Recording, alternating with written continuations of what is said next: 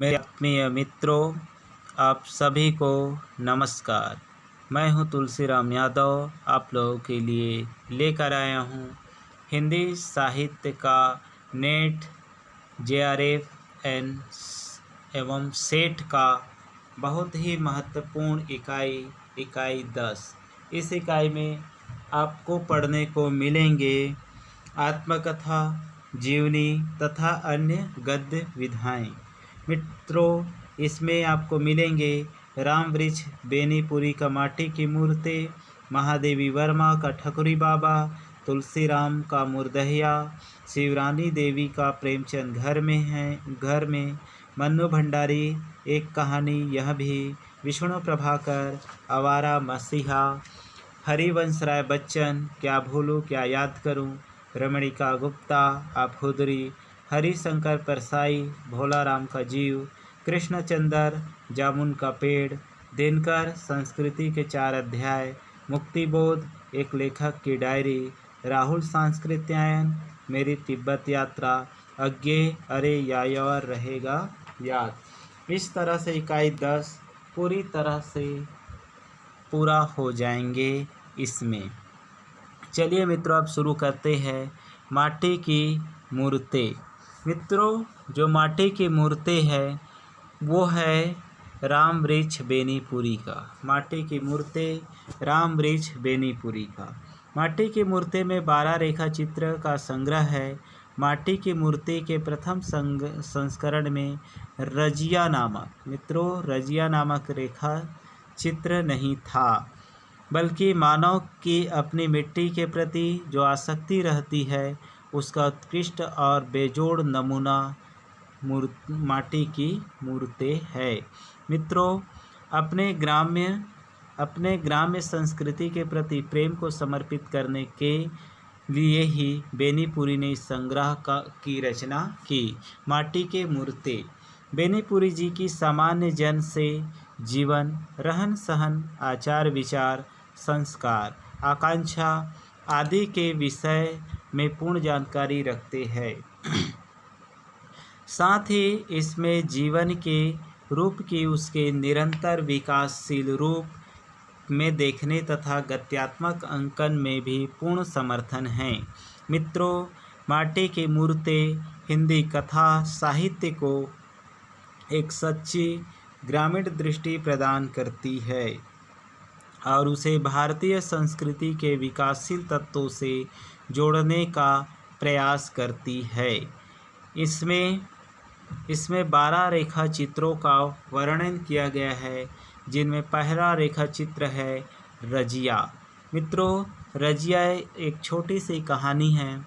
तो रजिया में एक निम्न वर्ग की बालिका चूड़ीहारिन बेनीपुरी जी के जीवन से जुड़ा ऐसा चरित्र जिसे उन्होंने बहुत बारीकी से बुना है। रजिया से एक ऐसा आत्मीय रिश्ता जो न दोस्ती के दायरे में आता है न प्यार के, पवित्र निश्चल रिश्ता जो उनके साथ उनके बाल्यकाल से अंत तक जुड़ा रहा। मित्रों, दूसरी है बलदेव। दूसरी रेखा चित्र है इसमें बलदेव जी का। बलदेव सिंह एक पहलवान युवक का मार्मिक रेखा चित्र है। बेनीपुरी के मामा जी के गांव का एक युवक जिसके पिता बचपन में ही मर गए। उसकी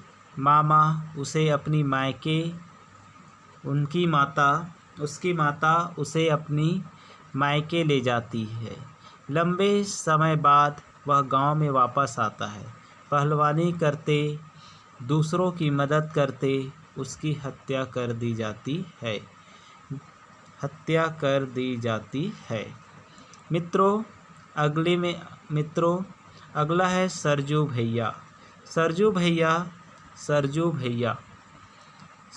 भैया बेनीपुरी जी के घर से सटा घर था। संजू भैया का बेनीपुरी जी के घर से सटा घर, जहां सरजू भैया नामक पात्र रहता है, जो शरीर से एकदम दुबला पुतला है। शायद ही गांव में ऐसा कोई हो। अपने माता पिता के इकलौती संतान बेनीपुरी जी को अपना छोटा भाई मानता है। सूदखोरी में सारा पैसा बर्बाद हो जाता है। दूसरों की सेवा में खुद को नहीं देखता। अगली रेखा चित्र में है चौथी है मंगर। मंगर एक हलवाला है। मंगर एक हलवाला है, हलवाहा है। वह अत्यंत मेहनती होता है। उसके जैसा मेहनत कश हलवाहा पूरे गांव में कोई नहीं होता। वह गरीब है लेकिन स्वभाव का रूजा, लेकिन ईमानदार भी है। मित्रों, अगली रेखा चित्र है रूपा की आजी। तो रूपा की जो आजी है उनके बारे में वर्णन किया गया है। रूपा की आजी अत्यंत मार्मिक रेखा चित्र है। पूरे गांव में अंधविश्वास व्याप्त है। रूपा की मां की मृत्यु के बाद उसकी आजी ही उसे पालती है। उसके विवाह के बाद उसके सास ससुर की मृत्यु हो जाती है। धीरे धीरे पूरा परिवार मृत्यु को प्राप्त हो जाता है, जिस कारण सब उसे डायन कहकर पुकारते हैं। इसी अंधविश्वास के चलते लोगों द्वारा मारे जाने पर वह कुएं में कूदकर मर जाती है। मित्रों, अगली कहानी है देव का। देव का है। देव बेनीपुरी जी के बचपन के एक साथी का रेखा चित्र है। देव बेनीपुरी जी के बचपन के एक साथी का रेखा चित्र है जो निडर और बहादुर था। इस रेखा चित्र में कथा 1930 से 32 को भी छूकर गुजरती है, जब बेनीपुरी जी पटना कैंप जेल में आज़ादी की जंग में शामिल होने पर बंद थे। बहुत वर्षों बाद देव से उनकी मुलाकात जेल में होती है और वह जान पाते हैं कि उनका वह बचपन का साथी भी नेता बनकर एक दल का नेतृत्व कर रहा है। मित्रों, अगला रेखा चित्र है बाल गोविंद भगत का। बाल गोविंद भगत एक ऐसे व्यक्ति का रेखा चित्र है जो जाति से तेली और कर्म से ब्राह्मण से भी उच्चशील हैं, जिनकी उम्र 60 वर्ष से ऊपर की है और उनके एक बेटा और बेटे की पत्नी। वह कबीरदास जी को मानने वाला और संगीत प्रेमी है। उनके बेटे की मृत्यु हो जाने पर भी वह विचलित नहीं होता। सच्चे अर्थों में एक साधु है। मित्रों, अगली रेखा चित्र है भौजी का। भौजी रेखा चित्र बेनीपुरी जी के स्वयं के घर की एक कथा है। उनके भैया की शादी के कटु अनुभव से लेकर उनकी भाभी के साथ बीते हंसी ठिठोली भरे दिन, साथ ही कुछ कड़वे अनुभव और उन अनुभवों के बाद भी अपनेपन की गहरी आत्मीयता। भौजी की मृत्यु के बाद उनके दोनों बच्चे का लालन पालन धर्म माँ बनकर उनकी पत्नी रानी करती है। अगली रेखा चित्र है परमेश्वर बेनीपुरी के गांव का ही एक ऐसा व्यक्ति है जिससे उनकी कोई गहरी निकटता तो नहीं रही, लेकिन जिसकी बीमारी की खबर सुनकर वह रुक भी नहीं पाते और शहर से गांव पहुंच जाते। मित्रों, तो लेकिन जिसकी बीमारी की खबर सुनकर वह रुक भी नहीं पाते और शहर से गांव पहुंच जाते। परमेश्वर में बहुत ऐब थे। उसने तरह तरह के नशे किए, यहाँ तक कि अपनी पत्नी के गहने तक बेचकर नशे में उड़ा दिए, पर गांव में किसी का बुरा नहीं किया। मित्रों, 10वां है बैजू मामा एक ऐसे व्यक्ति का रेखा चित्र है जिससे बेनीपुरी जी की मुलाकात जेल में हुई। बैजू को हर कोई जेल में मामा ही कहता था। वह लगभग 30 साल से जेल में चोरी की सज़ा काट रहा था। हर 1 या 2 साल में जेल से छूटता और फिर चोरी कर जेल पहुंच जाता। उसने पहली बार बैल चुराया था। जेल के पेड़ पौधे सब उनके लगाए हुए थे। मित्रों, अगला आता है 11वां रेखा चित्र है सुभान खां का। सुभान खां भी बेनीपुरी जी के बचपन से जुड़ा एक चरित्र है। जिसे उन्होंने सुभान दादा कहकर संबोधित किया। सुभान खां एक राज थे सुभान खान एक राजा थे। जब कभी भी बेनीपुरी के दीवारों की मरम्मत करनी होती तो सुभान दादा को ही बुलाया जाता। उनकी सफ़ेद दाढ़ी छोटे बेनीपुरी को बहुत भाती। देश के बंटवारे से समय पहले एक दूजे के साथ मिलकर रहते हैं। मंदिर का निर्माण सुभान दादा ने किया था। उन्होंने ही एक मस्जिद बनवाई थी। जब गांव में सांप्रदायिक दंगे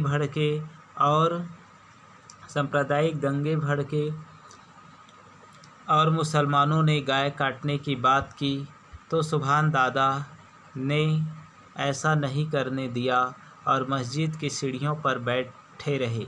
उधर बेनीपुरी के मामा ने हिंदुओं को रोक लिया था। मित्रों, अब अंतिम और 12वां चरित्र है बुधिया का। तो बुधिया रेखा चित्र भी बुधिया रेखा चित्र भी मन पर अपनी छाप छोड़ने वाला रेखा चित्र है। रेखा चित्र का प्रथम पाठ प्रारंभ 8 साल की बुधिया की पठिया के चमेली के बेल और फूल खाने से होता है। अगली मुलाकात जब होती है तब बुधिया जवान हो चुकी होती है। उसका शरीर गट चुका होता है। बेनीपुरी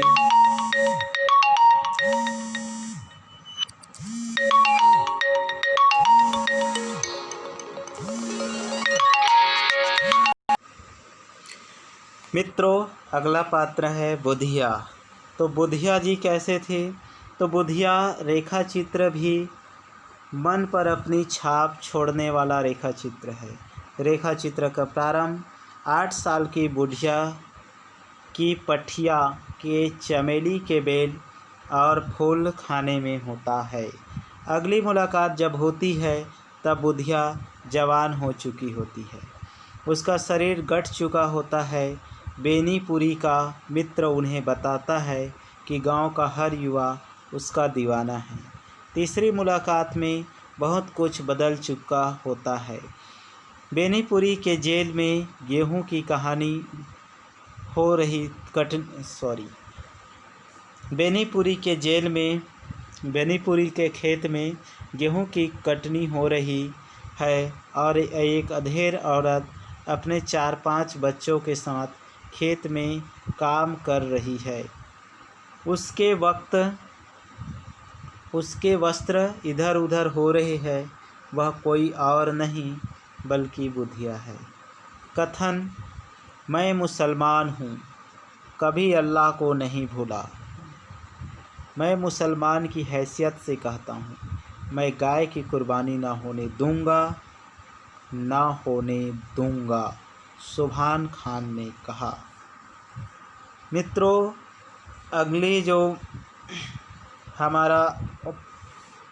अगली आत्मकथा है वह है ठकुरी बाबा महादेवी वर्मा का। 1945 में महादेवी वर्मा स्मृति की रेखाएं में संकलित है। स्मृति की रेखाएं में भक्तिन, चीनी फेरीवाला, रंगिया, धनिया, मुन्नी की माँ, ठकुरी बाबा, बरेठन, गुंगिया रेखा चित्र संकलित है। ठकुरी बाबा रेखा चित्र एक मर्मस्पर्शी रचना है। महादेवी जी की ठकुरी बाबा से भेंट प्रयाग में उनके कल्पवास के दौरान हुई। इसमें ठकुरी बाबा का व्यक्तित्व, कवि का असली स्थान, काव्यानंद की प्राप्ति, देहाती कवि का जीवन चित्र खींचा गया। ठकुरी बाबा का चरित्र उस ग्रामीण वर्ग का प्रतिनिधित्व करता है जिसे रसिया, बिरहा, गाने, आल्हा या आलाप या नौटंकी आदि में भाग लेकर तरह तरह के स्वांग रचने के कारण समाज में हे दृष्टि से देखा जाता है। पर लेखिका महादेवी वर्मा के मन को ठकुरी बाबा की यही सहजता, निश्चलता भी भा जाती है। ग्रामीण भारत का प्रतिनिधित्व करने वाले ठकुरी की यही सरल, सहज, स्वाभाविक प्रवृत्ति ही लेखिका को आकर्षित करती है। महादेवी कहती है कि ठकुरी बाबा के चरित्र में उदारता वह आतिथ्य भाव कुट कुट कर भरा है। वह सबको अपना अतिथि बनाने को आतुर रहते हैं। वह किसी दूसरे के घर जाते हैं तो दूसरे के घर का अन्न खाकर बदले में कुछ देने की परंपरा का निर्वाह करने का सरल सहज स्वभाव उनके अंदर है। इसलिए वो अपनी गठरी में खाने पीने का सामान लेकर चलते हैं। कल्पवास में वस्तुओं के विनिमय अर्थात अपनी अपनी आवश्यकता के अनुसार एक दूसरे से वस्तुओं के आदान प्रदान करने की परंपरा रही है।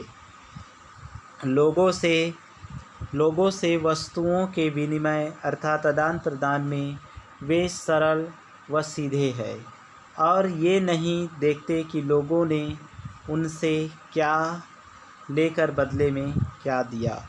वह सहज सरल प्रवृत्ति के निश्चल व्यक्ति है। मित्रों, अगला है क्या भूलूं क्या याद करूं। ये है हरिवंश राय बच्चन जी का 1969 में प्रकाशित हुआ हरिवंश राय बच्चन का क्या भूलूं क्या याद करूं 1969। हरिवंश राय बच्चन की आत्मकथा का प्रथम भाग है। इनकी आत्मकथा को 4 भागों में बांटा गया। क्या भूलूं क्या याद करूं 1969। नीड़ का निर्माण 1970। बसेरे से दूर 1977। 10 द्वार से सोपान तक 1985। तो क्या भूलूं क्या याद करूं 1969, नीड़ का निर्माण फिर से 1970, बसेरे से दूर 1977 और 1985 में 10 द्वार से सोपान तक इनकी महत्वपूर्ण जो रचना हैं तो इनकी रचना में हमें देखने को मिलती है। तो मित्रों, इसके लिए बच्चन जी को सरस्वती सम्मान से सम्मानित किया जा चुका है। इस आत्मकथा की शुरुआत अपने पुरखों के इलाहाबाद में बसने आने की कथा से शुरू करते हैं। बचपन से ही पढ़ने का शौक़ था। जहाँ छोटे बच्चे खेलते हुए अपना समय बिताते थे, वहीं बच्चन एकांत में बैठकर पढ़ने में लगे रहते थे। युवावस्था की तरफ बढ़ते हुए बच्चन ने अपने एक मित्र करकल का वर्णन किया। करकल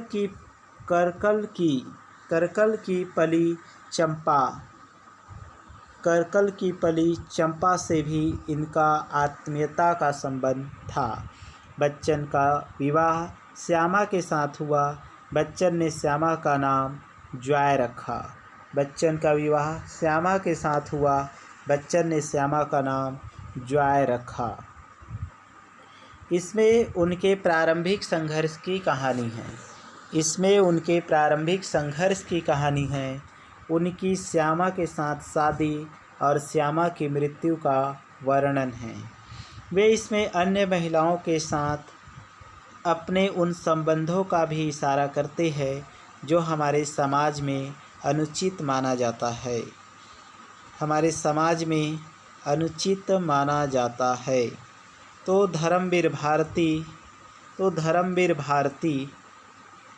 धर्मवीर भारती ने इसे 1000 वर्षों के इतिहास में ऐसा पहली घटना बताया जब अपने बारे में सब कुछ इतनी बेबाकी, साहस और सद्भावना से कह दिया। डॉक्टर हजारी प्रसाद द्विवेदी के अनुसार इसमें केवल बच्चन जी का परिवार और उनका व्यक्तित्व ही नहीं उभरा है, बल्कि उनके साथ समूचा काल और क्षेत्र का भी अधिक गहरे से के साथ उभरा है। डॉक्टर शिव मंगल सिंह सुमन की राय में ऐसी अभिव्यक्तियाँ नई पीढ़ी के लिए पाठ्य बन सकेगी। इसी में उनकी सार्थकता भी है। मित्रों, अब हम चलते हैं मन्नू भंडारी की एक कहानी। ये 2007 में आई थी। मन्नू भंडारी की एक कहानी तो मन्नू भंडारी जी ने यह कथा एक कहानी के साथ ही अपने पिता के साथ ही खुद का भी चरित्र चित्रण कर डाला। तो इस पुस्तक में मन्नू जी ने अपने भावात्मक और सांसारिक जीवन के विभिन्न पहलुओं पर प्रकाश डाला है, जो उनकी रचना यात्रा में निर्णायक है। इस पुस्तक को पढ़ना एक ऐसी कथा यात्रा है जिसमें एक तरफ ख्याति प्राप्त लेखक की जीवन संगिनी होने का रोमांच शामिल है, तो दूसरी तरफ एक जिद्दी पति की पत्नी होने का संघर्ष। एक तरफ लेखकी ज़रूरतों को पूरा करने की जद्दोजहद है, तो दूसरी तरफ घर संभालने का दायित्व भी। एक तरफ आम आदमी की जीवन जीने की चाह है, तो दूसरी तरफ उपलब्धियों की लालसा। ऐसे विरोधाभासियों के बीच गुजरती जिंदगी का लेखा जोखा बहुत ही ईमानदारी पूर्वक मन्नू जी ने इस पुस्तक में प्रस्तुत किया है। निजी जीवन की त्रासदियों, पति राजेंद्र यादव से बनते बिगड़ते संबंध, शादी के बाद व्यक्तित्व के दो हिस्से लेखिका और पत्नी में बट जाना, लेखिका के पत्नी रूप पर पति द्वारा निरंतर प्रहार के फलस्वरूप जो लेखक ने भोगा, उन सबको बिना तथ्यों को जोड़े तोड़े मड़ोड़े, बिना किसी दुर्भावना के, बिना किसी प्रकृति के एक आवेग ही ना तटस्थता से निर्वाह किया गया। इस पुस्तक में तथाकथित प्रगतिशील कहे जाने वाले साहित्यिक जगत में फैले गुटबाजी, वर्गीय हित, चेलागिरी पर भी उन्होंने तीखी प्रतिक्रिया व्यक्त की है। मित्रों, एक कहानी यह भी एक आम औरत की खास कथा है, जिसमें मध्य प्रदेश के भानपुरा में जन्मी 5 भाई बहनों में सबसे छोटी, 5 भाइयों में सबसे छोटी कहानी मरियल, दुबली सी लेखिका अपनी जिंदगी के विभिन्न पहलुओं को सामने रखा है। एक परंपरावादी समाज में पली बढ़ी मन्नू के लिए आधुनिक जीवन के पैटर्न से दूर दूर तक कोई परिचय नहीं था। उनका राजेंद्र यादव के साथ सहजीवन एक बड़े अलगाव के साथ हुआ। एक छत के नीचे जिंदगी का जो बंटवारा हुआ, उसमें सारी जिम्मेदारियां और समस्याएं मन्नू के हिस्से और निजी संबंधों और आज़ादी राजेंद्र के हिस्से। मतलब मन्नू के हिस्से और निजी संबंध और आज़ादी के राजेंद्र के हिस्से। जब एक कहानीकार आत्मकथा लिखे तो उसमें एक कहानी जैसा रोमांस, नाटकीयता, क्लाइमैक्स, संवेदना, भावुकता आना लाजमी है। इस पुस्तक में भी रोचकता और उत्सुकता है, शुरू से अंत तक बनी रहती है। एक कहानी यह भी अपनी अस्मिता की तलाश में जुटी एक ऐसी स्त्री की कहानी है, जिसका जीवन संघर्ष, द्वंद्व, पारिवारिक जिम्मेदारियों को निभाने के साथ साथ रचनात्मक पहचान बनाने, वह भी एक साहित्यिक दिग्गज पति के सामने का संघर्ष है। या उस जद्दोजहद की कहानी है जहां पुरुष से संघर्ष भी है और समझौता भी है। मित्रों, अगली कहानी है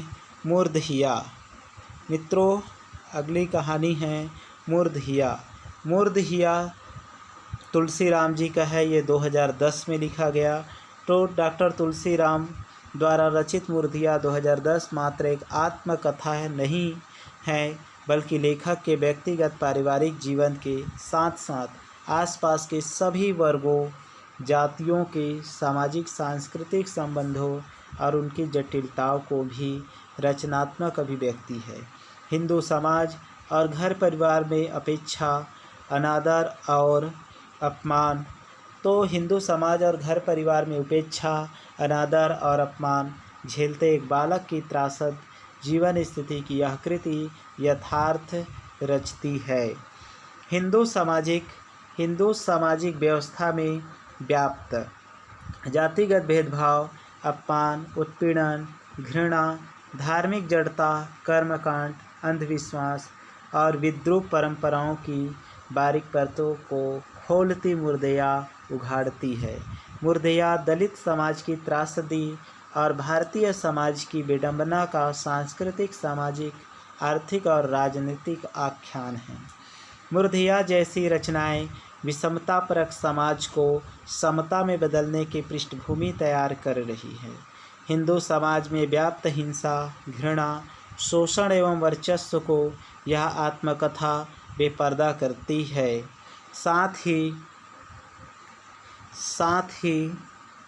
मित्रों, साथ ही दलित वर्ग की जटिलताओं एवं विसंगतियों का सामाजिक सांस्कृतिक परिप्रेक्ष्य को भी उद्घाटित करती है। यह आत्मकथा दलित जीवन संघर्ष की जड़ता, अंधविश्वास, कर्मकांड, धर्मांधता तथा तमाम विभेदनकारी शोषण युक्त विषम परिस्थितियों के घेरे को तोड़कर उगते सूरज के मानिंद बालक तुलसीराम की संघर्ष यात्रा है। मित्रों, मुर्देहिया हिंदू धर्म और संस्कृति की विद्रूपता और क्रूरता का दस्तावेजीकरण है। जाति पाति, उच्च नीच, घृणा और द्वेष से गुथा हुआ श्रेणीबद्ध समाज कौन से तथा किस प्रकार का राष्ट्र निर्मित करेगा, यह प्रश्न आत्मकथा के आद्यतन बना रहता है। मित्रों, जाति आधारित ऐसी व्यवस्था जहाँ मनुष्य की पहली पहचान जाति हो, इस विभेद को मुर्देहिया में अंकित करते हुए लेखक ने दलित जीवन की त्रासदी को विस्तार से लिखा है। खेत मजदूरी पर आश्रित दलित जीवन की विभीषिका और शोषणकारी परंपरा को बड़े निर्विकार भाव से यथार्थवादी चित्रण किया गया है। अकाल के दिनों में भूखमरी के शिकार वंचित समुदायों की बेबसी को दर्शाया है। नाइयों, धोबियों, मसहरों और नहों की बदहाली का मानवीय चित्रण मुर्देहिया में मिलता है। यह चित्रण स्व और सामुदायिक संवेदन का विस्तार है।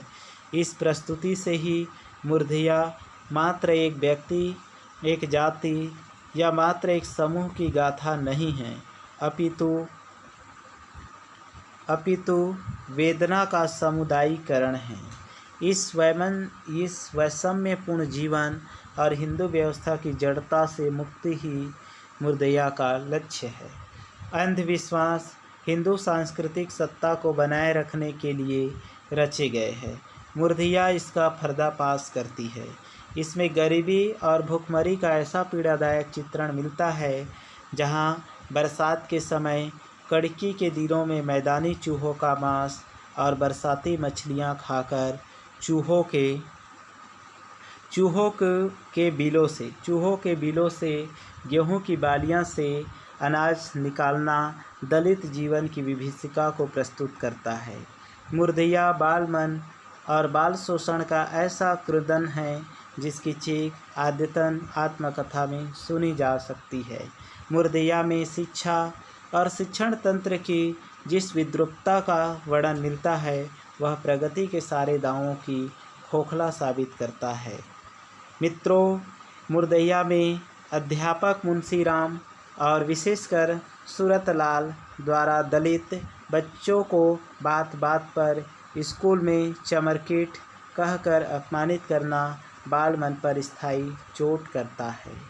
मित्रों, बाल्यावस्था की इस मानसिक यातना से गुजरते हुए डॉक्टर तुलसीराम का सफ़र कितना पीड़ादायक रहा होगा, इससे अंदाज़ा लगाया जा सकता है। मुर्देहिया शिक्षण तंत्र को भेदभावपूर्ण मानसिकता को बदलने का खाका प्रस्तुत करती है। इस विषमतापरक मानसिकता और माहौल की वजह हिंदू सामाजिक व्यवस्था है, जो अभी हजारों जातियों के उच्च नीच के भेदों में बटी हुई है। यदि इस व्यवस्था को बुनियादी तौर पर नहीं बदला गया तो देश का विकास ठहर जाएगा। यह आत्मकथा व्यवस्था के बुनियादी बदलाव की आकांक्षा का मानस रचती है।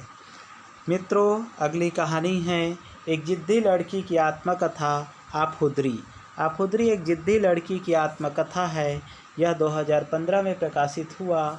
रमणिका गुप्ता की जीवनी पर यह आत्मकथा आधारित है। मित्रों, समाज की तमाम रूढ़ियों तथा पुरुषों द्वारा स्त्रियों पर थोपी गई बंदिशों के विरुद्ध रमणिका जी एक आफुद्री रमणिका जी एक आप खुदरी अर्थात जिद्दी की तरह अडिग खड़ी रहने की हिम्मत रखती है। शायद इसीलिए उन्होंने अपनी आत्मकथा को नाम दिया है आप खुदरी, एक जिद्दी लड़की की आत्मकथा। रमणिका गुप्ता की आत्मकथा की पहली कड़ी हादसे 2005 के नाम से प्रकाशित हो चुकी है और आप खुदरी दूसरा कड़ी है। रमणिका गुप्ता की आत्मकथा की पहली कड़ी हादसे 2005 में प्रकाशित हो चुकी है। आप खुदरी दूसरी कड़ी है, जिसमें बचपन से लेकर धनवाद तक के अनुभवों का संजोया गया है। आप खुदरी में वह अनेक पारिवारिक रिश्तों की छानबीन करती है। माता पिता, नाना नानी, चाचा ताया, बुआ, भाई भाभी, यहाँ तक कि नाना मौसी के रिश्ते के बीच वह उस समय के रिश्तों के खुलासे करती है। वह कहती है कि मैंने उचित अनुचित को चिंता नहीं की, मैंने तो कसौटियाँ ही बदल दी। मित्रों, इस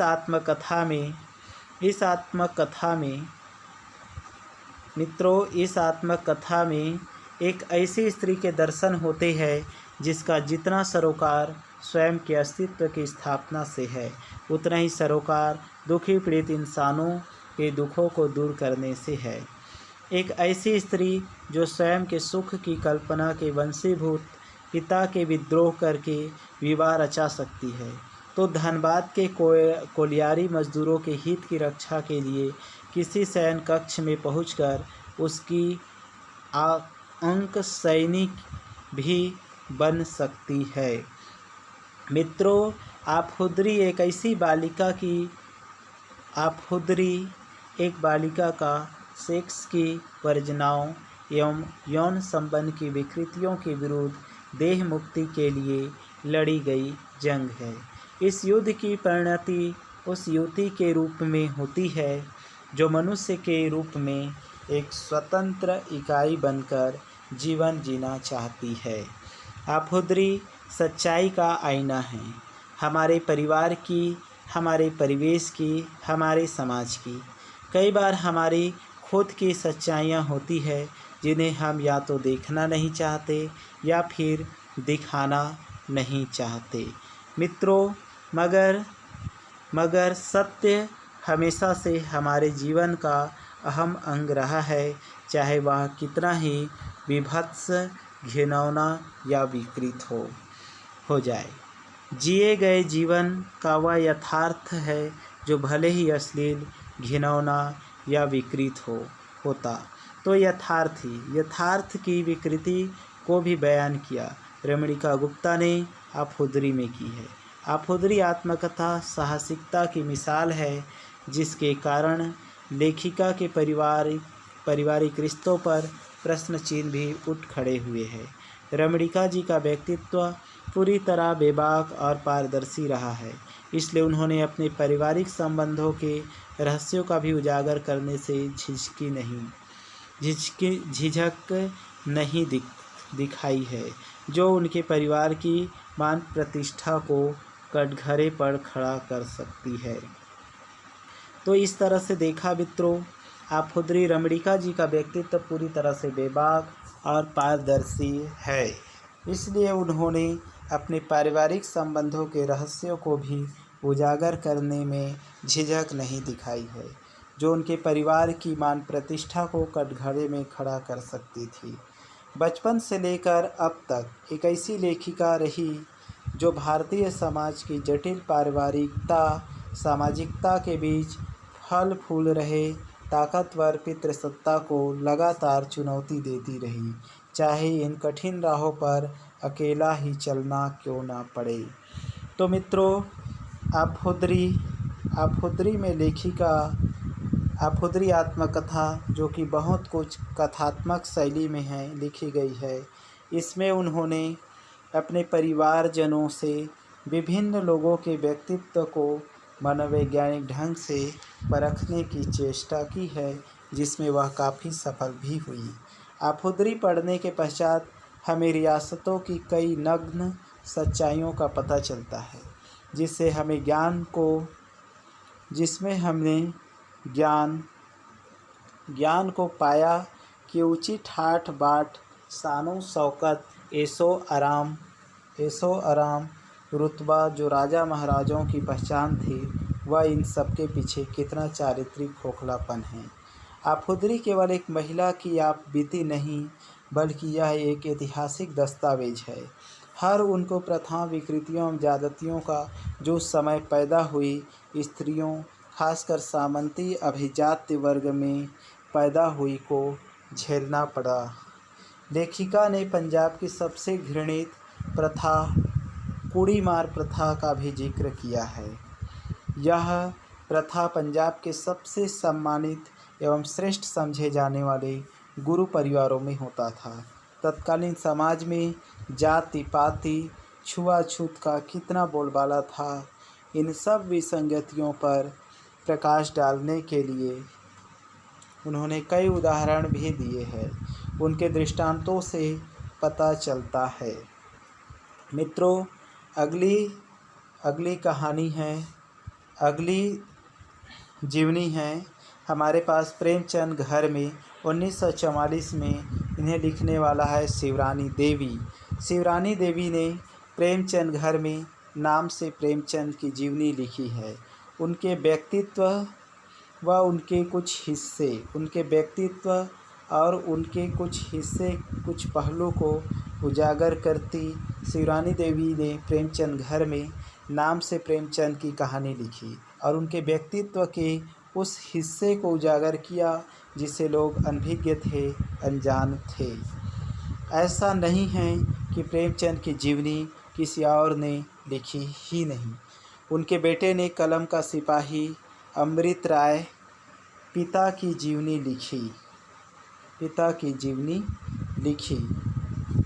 उन्होंने भी जीवनी लिखी। कई अन्य साहित्यकारों ने भी इस दिशा में प्रयास किए, लेकिन सारा लेखन सुनी सुनाई घटनाओं पर आधारित था, जिसमें लेखकों की खुद की भी थोड़ी बहुत कल्पनाएं शामिल थी। लेकिन शिवरानी देवी द्वारा लिखी गई इस जीवनी में हर घटना खरे सोने की तरह है, क्योंकि उन्होंने खुद उन पलों को जिया है और महसूस किया है। इस जीवनी में उनके बचपन से लेकर अंतिम दिनों तक की 88 घटनाओं का वर्णन मिलता है। प्रेमचंद के व्यक्तित्व की साफ गोई को जिस तरह से उनकी पत्नी ने बयान किया है, वह हिंदी साहित्य प्रेमियों के लिए पठनीय है। वो एक महान साहित्यकार थे, यह बात साहित्य प्रेमियों से छिपी नहीं है। साथ ही उनकी सहृदयता से भी लोग बहुत वाकिफ़ थे, लेकिन बहुत कम लोग ही थे जो जानते होंगे कि साहित्य से इतर भी एक संवेदनशील पति थे, जो स्त्री पुरुष समानता के पक्षधर थे। प्रेमचंद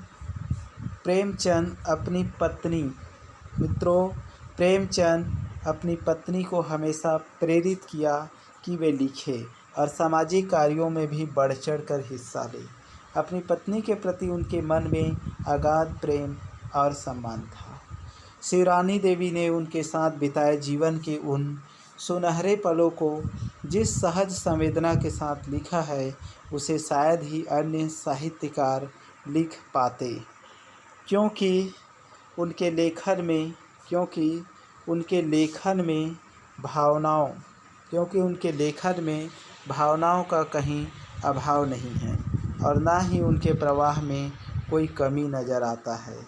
जीवन के अंतिम क्षणों में उन्होंने साहित्य रचना का साथ नहीं छोड़ा और पत्नी के प्रति उनका लगाव भी कम नहीं हुआ। वह पत्नी के प्रति उनका लगाव और भी बढ़ गया। मित्रों, जीवन के अंतिम क्षणों में उन्होंने साहित्य रचना का साथ नहीं छोड़ा और पत्नी के प्रति उनका जो लगाव था और बढ़ गया। शिवरानी देवी को इस बात का मलाल हमेशा रह गया कि वे अपने पति की महानता को उनके मनोप्राण समझ पाए। प्रेमचंद की मृत्यु के बाद शिवरानी देवी का वह विलाप हृदय को छू लेता है कि जब तक जो चीज़ हमारे पास रहती है तब तक हमें उसकी कद्र नहीं होती, लेकिन वो हमसे ओझल हो जाए तो हमारा मन पछताता रहता है। फिर हमारे पास दुखी होने के अलावा और कोई विकल्प नहीं बचता। मित्रों, इस जीवनी को पढ़कर साहित्य प्रेमी प्रेमचंद को केवल एक साहित्यकार के रूप में नहीं बल्कि उनके संपूर्ण व्यक्तित्व को जान पाएंगे। मित्रों, अगली जीवनी है आवारा मसीहा 1974 विष्णु प्रभाकर। आवारा मसीहा 1974 में छपी ये विष्णु प्रभाकर जी के जीवन पर आधारित है। शरद चंद्र के जीवन पर आधारित है। आवारा मसीहा के नाम से बंगाल के बेजोड़ कथाकार शरद चंद्र चट्टोपाध्याय की जीवनी लिखकर प्रभाकर जी ने हिंदी और बांग्ला साहित्य के बीच ऐसे सेतु का निर्माण किया जो समूचे राष्ट्र की रागात्मक एकता का प्रतीक है। इस पुस्तक की सामग्री के 3 प्रमुख स्रोत हैं। एक तो उन व्यक्तियों से साक्षात्कार जो किसी न किसी रूप में शरद बाबू से संबंधित थे। दूसरे उनके समकालीन मित्रों के लेख संस्मरण और तीसरे उनकी अपनी रचनाओं में इधर उधर बिखरे स्थल जिनका उनके जीवन से सीधा संबंध है। आवारा मसीहा में आई कोई घटना प्रभाकर जी की कल्पित नहीं है। प्रथम पुरुष के रूप में शरद के मुख से जो कुछ उन्होंने कहलवाया है वह सब उनके उन मित्रों के संस्मरणों से लिया है जो उनके साक्षी रहे हैं। मित्रों, शरद की संपूर्ण जीवनों को प्रभाकर जी ने 3 पर्वों अर्थात 3 भागों में विभक्त किया है।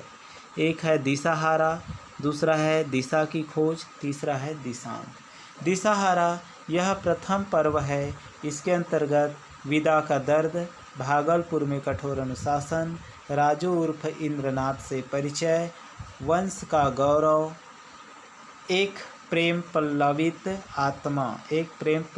आत्मा, नाना परिवार से विद्रोह, भोग निरुद्देश यात्रा, जीवन मंथन से निकला विष, लक्ष्यहीन प्रवास की ओर, दिशा की खोज। इस द्वितीय पर्व में शरद के लेखन विकास की प्रेरणा के स्रोत, रचनाओं के पृष्ठभूमि और पात्रों से समरसता, रंगून प्रवास, गृहदाह, सृजन का आवेग, चरित्रहीन आरोप, विराज बहू और आवारा श्रीकांत की चर्चा है। मित्रों, तीसरा पात्र है दिशांत। दिशांत में तृतीय पर्व में वे सृजन का स्वर्ण युग, देश की मुक्ति का वृत्त, राजनीति से उनका लगाव और नारी चरित्र के परम रहस्य ज्ञाता के रूप में शरद का चित्रण है। शरद का चरित्र एक साहसी बालक के रूप में होता है। धर्म की झूठी और आडंबर पूर्ण मर्यादाओं का विरोध करता है। तो इनमें प्रमुख जो चरित्र है वो शरद चंद्र है, काशीनाथ है, धीरू है, राजू है, मोक्षदा है और हिरण्मयी देवी है। तो वेश्या नारियों का सम्मान, स्वच्छंदतावादी, सहृदयता, विद्रोही, मानवता, श्रेष्ठ साहित्यकार, सच्चे राष्ट्रभक्त आदि कहा जा सकता है। मित्रों, अगला है भोला राम का जीव हरिशंकर परसाई जी का। मित्रों, भोला राम का जीव स्वतंत्रोत्तर भारत में उभरी विसंगतियों का चित्रण है। स्वतंत्रता के पश्चात मूल्य तिरोहित होने लगे, धन, पद और प्रतिष्ठा की होड़ बढ़ गई, राजनीति और अपराध का गठबंधन हो गया, देश के विकास के नाम पर अनेक योजनाएं बनी, नौकरशाहों, राजनीतिज्ञों और अफसरों की तिजोरियां भरने लगी। परंतु जब आम आदमी का जीवन कठिन से कठिनतर होता गया, लेखक संकेत करता है कि ऐसा कभी नहीं हुआ था।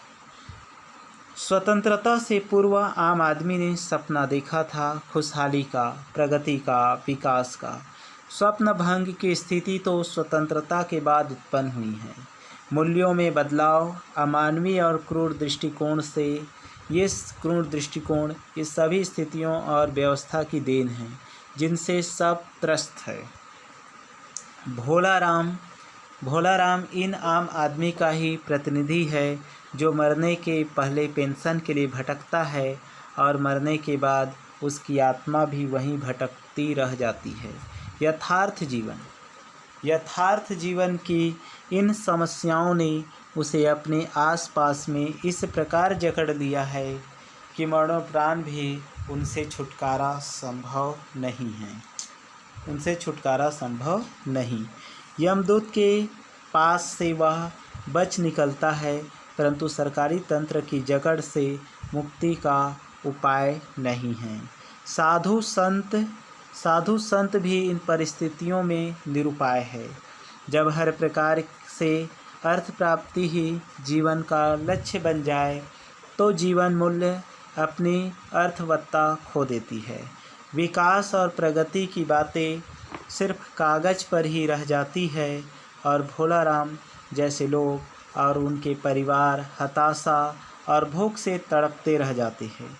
लेखक की सहानुभूति स्पष्टतया इस आम आदमी के प्रति ही है। मित्रों, चारों ओर व्याप्त भ्रष्टाचार का कोई समाधान लेखक ने प्रस्तुत नहीं किया और इसका कोई निश्चित समाधान है भी नहीं। मूल्य दृष्टि में परिवर्तन से ही यह समस्या उत्पन्न हुई है और उसी परिवर्तन में ही इसका उपाय निहित है। दृष्टि में बदलाव के द्वारा ही व्यवस्था में भी परिवर्तन लाया जा सकता है। इस कहानी में सरकारी तंत्र में बाबू साहेब का बोलबाला, उनका भ्रष्टाचार, उनकी संवेदनहीन जड़ व्यवस्था का जीवन दास्ता प्रस्तुत किया है। भोला राम की निष्ठा, ईमानदारी सरकार के जड़ तंत्र के सामने प्रवाहित लगती है। मित्रों, अगली है जामुन का पेड़। ये है कृष्णचंद्र जी का। यह कृष्णचंद्र द्वारा लिखी गई एक हास्य व्यंग रचना है। इस कहानी में उन्होंने आज के सरकारी महकमे तथा उनकी कार्यशैली का करारा व्यंग किया है। यह कहानी साफ करती है कि कैसे एक छोटे से छोटे काम के लिए हम दफ्तर से दफ्तर, डिपार्टमेंट से डिपार्टमेंट घूमते रहते हैं और फिर भी हमारा काम होने की उम्मीद नहीं होती है। मित्रों, यह कहानी सरकारी विभागों की लाल फीताशाही का पर्दाफाश करती है। सरकारी कर्मचारियों और अधिकारियों में फैली अकर्मण्यता पर भी करारा व्यंग किया है। हर विभाग अपनी जिम्मेदारी को दूसरे विभागों पर तरह तरह के बहाने बनाकर डाल देता है। फाइल एक विभाग से दूसरे विभाग तक घूमती रहती है, किंतु परिणाम कुछ नहीं निकलता है। पेड़ के नीचे दबा आदमी प्राण रक्षा के लिए मृत्यु से जूझता हुआ अंततः मारा जाता है। मित्रों, प्रायः सरकारी विभाग और दफ्तर आम व्यक्तियों के प्राणों तक को अपनी विकृत फाइल कल्चर का शिकार बना देती है। सरकारी कार्यशैली की निकृष्टता, उसमें निहित अमानवीयता, गैर जनहितवादी अफसरशाही का दबदबा, विभागों के बीच टालाटाली का खेल, शिक्षित मध्यम वर्ग का ढकोसलापन आदि को भी बड़े ही व्यंग रूप से यह कहानी दर्शाती है। मित्रों, अगला है 1956 में वर्णित है संस्कृति के 4 अध्याय। तो संस्कृति के 4 अध्याय रामधारी सिंह दिनकर जी का है। मित्रों, रामधारी सिंह दिनकर संस्कृति के 4 अध्याय का प्रकाशन 1956 में हुआ। यह भारत के संपूर्ण इतिहास को 4 खंडों में बांटकर लिखने का अद्वितीय प्रयास है। इस किताब की प्रस्तावना पहले प्रधानमंत्री जवाहरलाल नेहरू ने लिखी। दिनकर की इस पुस्तक में हम 4 क्रांतिकारियों का इतिहास देखेंगे। इसके पहले अध्याय में 3 प्रकरण, दूसरे में 7, तीसरे में 12 और चौथे में 17 प्रकरण हैं। प्रथम अध्याय भारतीय जनता की रचना और हिंदू संस्कृति का आविर्भाव है। द्वितीय अध्याय प्राचीन हिंदुत्व से विद्रोह। तृतीय अध्याय हिंदू संस्कृति और इस्लाम। मित्रों, तृतीय अध्याय में हिंदू संस्कृति और इस्लाम, चतुर्थ अध्याय में भारतीय संस्कृति और यूरोप को चित्रित किया गया है। मित्रों, यह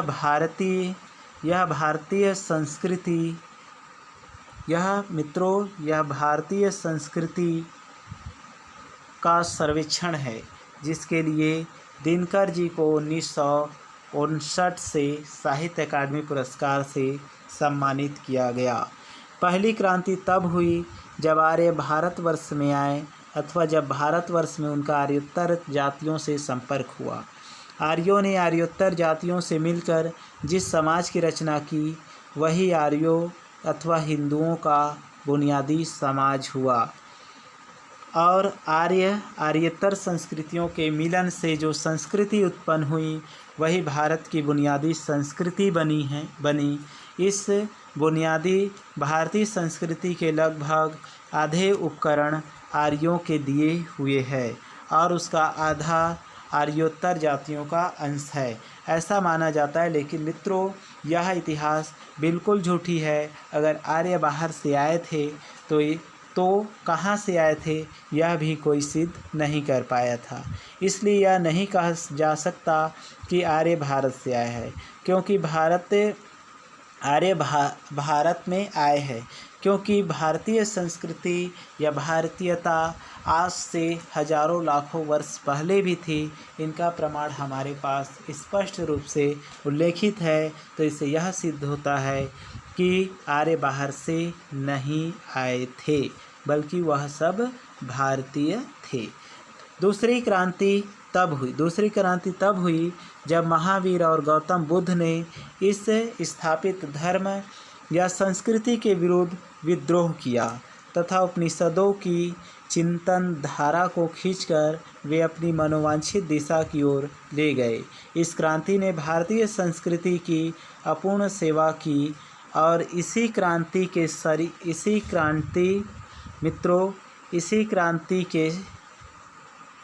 क्रांति के सरोकार में सवाल भी उत्पन्न हुए और भारतीय धर्म तथा संस्कृति में जो गदलापन आया, वह काफ़ी दूर तक उन्हीं सवालों का परिणाम था। तीसरी क्रांति उस समय हुई जब इस्लाम विजेताओं के धर्म के रूप में भारत पहुंचा और देश में हिंदुत्व के साथ उनका संपर्क हुआ। चौथी क्रांति हमारे अपने समय में हुई जब भारत में यूरोप का आगमन हुआ। उसके संपर्क में आकर हिंदुत्व एवं इस्लाम दोनों ने नव जीवन को संभव किया। इस पुस्तक में 4 क्रांतियों का संक्षिप्त इतिहास है। प्रथम अध्याय भारतीय जनता की रचना और हिंदू संस्कृति का आविर्भाव। मित्रों, भारतीय जनता की रचना। दूसरा है आर्य द्रविड़ समस्याएं। आर्य मतलब जो उत्तर भारत, द्रविड़ मतलब दक्षिण भारत। तो इस तरह से आर्य और आर्योत्तर संस्कृतियों का मिलन ये है। द्वितीय अध्याय में प्राचीन हिंदुत्व से विद्रोह। मित्रों, बुद्ध से पहले का हिंदुत्व, फिर जैन धर्म, बौद्ध धर्म, वैदिक बनाम बौद्ध मत, प्राचीन भारत और बाह्य विश्व, बौद्ध साधना पर शाक्य प्रभाव, बौद्ध आंदोलन के सामाजिक प्रसंग। तृतीय अध्याय में है मित्रों हिंदू। तृतीय अध्याय मित्रों हम तृतीय अध्याय में देखते हैं। तृतीय अध्याय हिंदू संस्कृति और इस्लाम। हिंदू मुस्लिम प्रश्न की भूमिका, इस्लाम धर्म, मुस्लिम आक्रमण और हिंदू समाज। मित्रों, चौथा हिंदू मुस्लिम संबंध, इस्लाम का हिंदुत्व पर प्रभाव, भक्ति आंदोलन और इस्लाम, अमृत और हलाहल का संघर्ष, सिख धर्म, कला और शिल्प पर इस्लाम का प्रभाव। मित्रों, साहित्य और भाषा पर प्रभाव, उर्दू का जन्म, सामाजिक संस्कृति में कुछ और रूप। मित्रों, अध्याय 4 भारतीय संस्कृति और यूरोप में। भारतीय संस्कृति और यूरोप में हम देखते हैं कि भारत में यूरोप का आगमन और शिक्षा और क्रांति, इस तरह से। और इसका तीसरा महत्वपूर्ण है ईसाई धर्म और भारतीय जनता। ईसाई धर्म का आगमन और भारतीय जनता के बीच। हिंदू नवोत्थान। मित्रों, हिंदू नवोत्थान, 5वां ब्रह्म समाज, 6वां महाराष्ट्र में नवोत्थान, 7वां आर्य समाज, 8वां थियोसॉफिकल सोसाइटी या ब्रह्म विद्या समाज। धर्म के जीते जागते स्वरूप परमहंस रामकृष्ण। 10वां कर्मठ वेदांत स्वामी विवेकानंद। प्रवृत्ति का उत्थान लोकमान्य तिलक। स्वर्ग का भूमिकरण महायोगी अरविंद। मित्रों, भूमिका स्वर्गीकरण महात्मा गांधी का प्रयोग। विश्व दर्शन के प्रवर्तक श्री सर्वपल्ली राधाकृष्ण। मित्रों, मुस्लिम नवोत्थान सर मोहम्मद इकबाल। मित्रों, भारतीयता और मुसलमान, इस तरह से ये हुआ पूरा। मित्रों, अब हम देखते हैं साहित्य की डायरी गजानन माधव मुक्तिबोध की। एक साहित्य की डायरी का प्रथम प्रकाशन 1964 में हुआ। मित्रों, 1964 में हुआ। तो इस तरह से एक साहित्य की डायरी, हिंदी में डायरी की विधा का पहली कृति साहित्य की विधा की पहली कृति है जो फैंटेसी, मनोविश्लेषण, फ्रायड का मनोविश्लेषण, तर्क, कविता, आत्माख्यान के विविध स्तरों पर एक साथ चलती है। श्री आदिप संकेत करते हैं, उनकी डायरी उस सत्य की खोज है जिसके आलोक में कवि अपने अनुभव को सार्वभौमिक अर्थ देता है। मुक्तिबोध को डायरी निजी स्मृतियाँ न होकर इसमें साहित्य संबंधी तथ्यों का डायरी विधा में एक काल्पनिक मित्र केशव के साथ हुए संवाद के रूप में लिखा है। तो मित्रों, अब हम देखते हैं कि मुक्तिबोध ने एक साहित्यिक डायरी में कुल 13 उपकरण का समावेश किया। प्रथम प्रकरण और तीसरा क्षण। मुक्तिबोध ने कला के 3 क्षण माने हैं। मुक्तिबोध ने कला के कितने क्षण माने हैं? 3 क्षण माने हैं। पहला क्षण जीवन का उत्कृष्ट तीव्र अनुभव क्षण है। दूसरा क्षण इस अनुभव का अपने कसकते दुखते हुए मूलों से पृथक हो जाना और एक ऐसी फैंटेसी का रूप धारण कर लेना मानो वह फैंटेसी अपनी आँखों के सामने खड़ी हो। मित्रों, तीसरी क्षण है फैंटेसी के शब्दबद्ध होने की प्रक्रिया का आरंभ और प्रक्रिया का परिपूर्णावस्था तक गति मानता है। मित्रों, दूसरा प्रकरण है एक लंबी कविता का अंत। इस प्रकरण को देखा जाए तो यह विचारों का जनक निबंध है। इसमें मौलिकता, अस्पष्टता और साफ गोई के कारण मुक्तिबोध के विचार प्रभावी रूप से सामने आए हैं। इसमें अपनी लंबी कविताओं के आकार, स्वरूप और विस्तार के बारे में चर्चा की गई है। इसी चर्चा के दौरान प्रगतिशीलता, यथार्थवाद, कविता की रचना प्रक्रिया, आधुनिक साहित्यकारों की स्थिति, उनके स्वभाव और श्रेणियों का विवेचन किया है। मित्रों, तीसरा प्रकरण है डभरे पर सूरज का बिंब। इसमें मुक्तिबोध ने व्यंग शैली के दर्शन दिए हैं। इसमें मध्यम वर्गीय संस्कारों वाले बुद्धिजीवी की मानसिकता पर व्यंग किया है। हाशिए पर नोट्स। इसके अंतर्गत मुक्तिबोध ने एक आलोचक की तटस्थता पर जोर देते हुए कहा है कि आलोचक को निष्पक्ष भाव से आलोचना करनी चाहिए। मित्रों, सड़क से लेकर एक बातचीत भी कही है। इसमें मुक्तिबोध ने निम्न वर्ग के काव्य को भी पत्रिकाओं को प्रकाशित करने पर जोर देते हैं। एक मित्र की पत्नी का प्रश्न है। इसके अंतर्गत मुक्तिबोध ने व्यक्तित्व का विश्लेषण किया है। यह विश्लेषण संवाद शैली में हुआ है। मुक्तिबोध की लंबी लंबी बहसें सिर्फ उनके व्यक्तित्व को ही प्रतिष्ठित नहीं करती, बल्कि उनके मित्रों को भी पूर्ण व्यक्तित्व प्रदान करते हैं। उनके मित्रों को भी पूर्ण व्यक्तित्व प्रदान करते हुए पाठकों के सामने उजागर करती है। यह व्यक्तित्व विश्लेषण करके मित्रों के क्रियाकलापों और विशेषताओं के माध्यम से उजागर हुआ। नए जन्म की कुंडली 1 और 2। इन अध्यायों के अंतर्गत मुक्तिबोध ने जीवन के संवेदनात्मक ज्ञान को एक मूल्य के रूप में स्थापित किया। साथ ही अपने मित्र के राजनीति में उतरने के प्रसंग को लेकर राजनीति की निंदा की है और समाज तथा परिवार का समर्थन किया है। मित्रों, वीरकर। इसके अंतर्गत मुक्तिबोध वीरकर के माध्यम से जीवन के तत्वों की महत्ता को समझने का प्रयत्न किया है।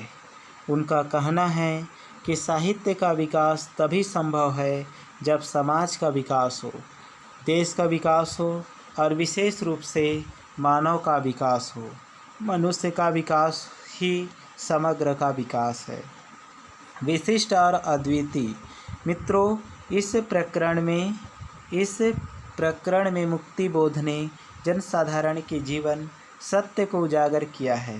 साथ ही साथ इसी जीवन सत्य की उपेक्षा करने वाली साहित्यिक मान्यताओं की निंदा की है। इस संदर्भ में नई कहानी और नई कविता का भी व्यंग करते हैं। कटु ज्ञान और कात्य सत्य। इसके अंतर्गत मुक्तिबोध ने प्रेम कथा के माध्यम से वास्तविक जीवन, लेखक की वास्तविक मानसिकता का अवलोकन करते हुए निर्मम निष्कर्ष प्रस्तुत किए हैं। साथ ही साथ मुक्तिबोध ने साहित्य में जीवन मूल्य और यथार्थ और आदर्शों की स्थापना किया है। कलाकार की व्यक्तिगत ईमानदारी। इसके अंतर्गत मुक्तिबोध की रचना प्रक्रियागत संघर्षों के निर्माण को जीवन तथ्यों या वस्तु तथ्यों से जोड़ते हुए व्यक्तिगत तथा अपनी व्यक्तिगत जिम्मेदारियों के जटिल प्रश्नों से जूझते हुए दिखाई देते हैं। मित्रों, इसी प्रकरण में व्यक्तिगत ईमानदारी को स्पष्ट करते हुए कहते हैं, व्यक्तिगत ईमानदारी का अर्थ है जिस अनुपात में, जिस मात्रा में जो भावना या विचार उठा है उसको उसी मात्रा में प्रस्तुत करना। जो भावना विचार जिस स्वरूप को लेकर प्रस्तुत हुआ है उसको उसी स्वरूप में प्रस्तुत करना लेखक का धर्म है। तो इस तरह से मित्रों, हमारा यह पाठ समाप्त होता है। तो यह वीडियो आपको कैसे लगा, यह आप देखकर बताइएगा तथा हमें कमेंट करके बताइए कि हमारा यह छोटी सी प्रयास आपके जीवन में छोटी सी परिवर्तन ला सके, तो निश्चित रूप से ये हमारे लिए सौभाग्य की बात है। तो मित्रों, आप सभी का बहुत बहुत धन्यवाद, बहुत बहुत आभार, बहुत बहुत नमस्कार।